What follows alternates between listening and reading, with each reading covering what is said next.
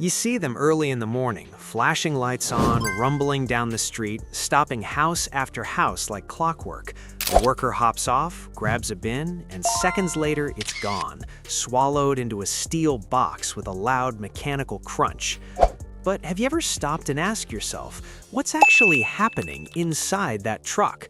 Because it's not just trash being tossed into a metal container. Inside that vehicle is a powerful hydraulic system, precision engineering, safety technology, and enough force to crush wood, metal, and furniture without hesitation. So today, we're opening the back door, figuratively, and taking a deep dive into what really goes on inside a garbage truck. Different types of garbage trucks. Before we get into the mechanics, it helps to understand something important. Not all garbage trucks are built the same. Depending on location and purpose, different designs are used to handle waste efficiently. Rear loader. This is the classic garbage truck most people picture. Workers stand at the back and manually throw trash bags or empty bins into the rear hopper. Once the waste lands inside, a hydraulic compactor blade pushes it deeper into the main body of the truck. Rear loaders are common in residential neighborhoods, especially where streets are narrow or routes require flexibility. Because workers are physically loading the waste, these trucks allow better control over what goes inside. Side loader.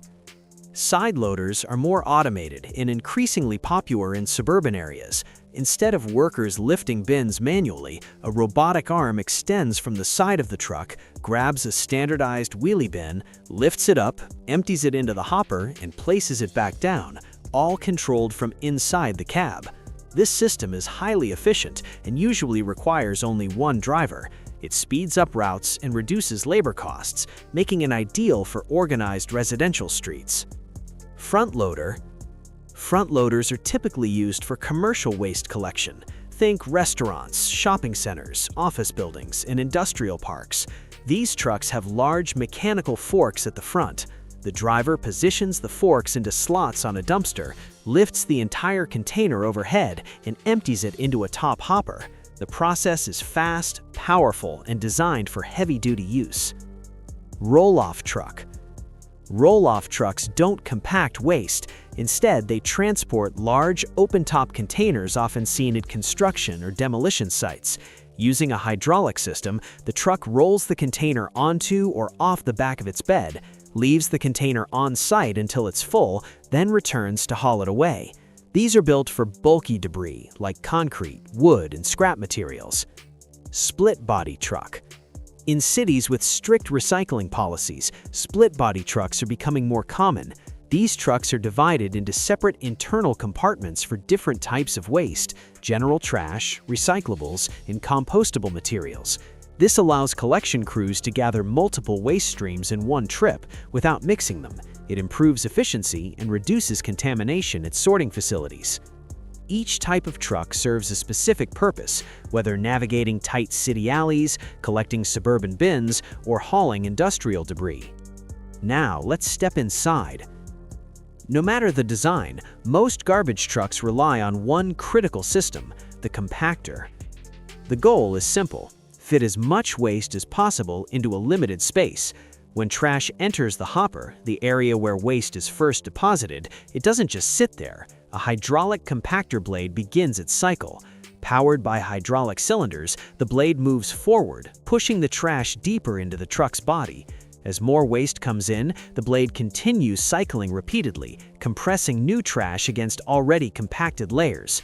Some trucks use a sliding panel or swing blade mechanism. Others use rotating augers, massive screw-like devices that pull and crush material as they turn. And the force involved is no joke.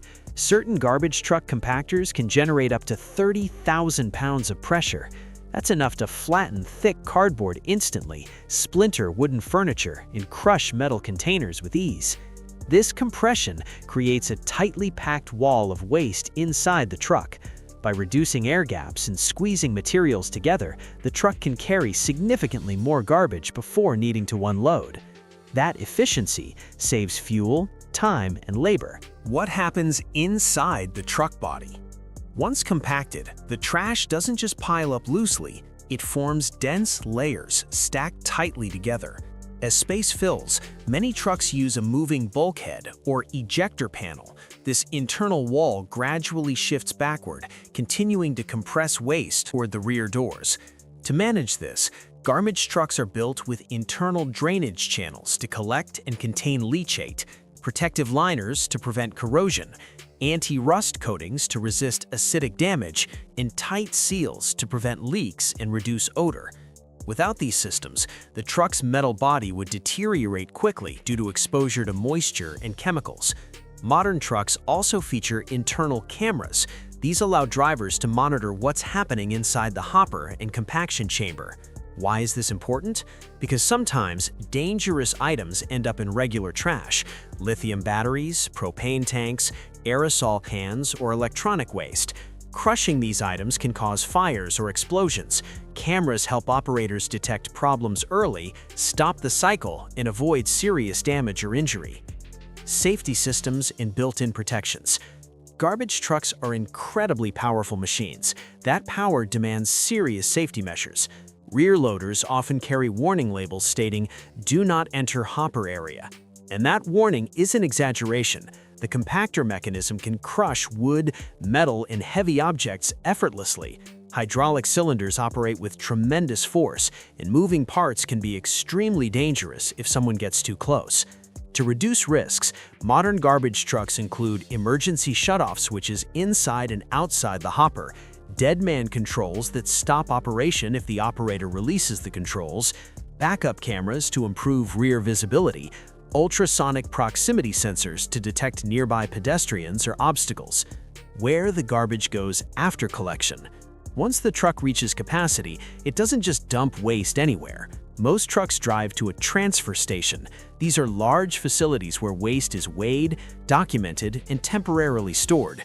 When unloading begins, the truck's rear door opens hydraulically. The internal ejector panel pushes the entire load out in one dense rectangular mass.